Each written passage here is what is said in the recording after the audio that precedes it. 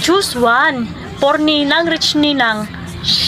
Siyempre, pipiliin ko ng Rich Ninang para bibigyan ako ng regalo.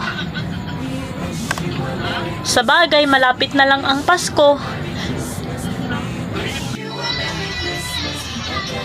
Nanay, pupunta na ako kay Ninang. Hihingi ako ng pamasko dahil malapit na ang Pasko. Okay, sige anak. Mag-iingat ka sa paglalakad mo. Okay. Daw po.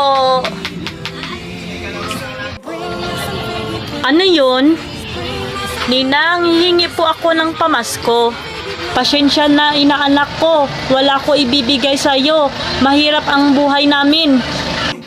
Okay lang yan, Ninang. Walang problema. Kahit hindi ka magbigay sa akin. Talaga ba, anak? Opo, Ninang. Ang importante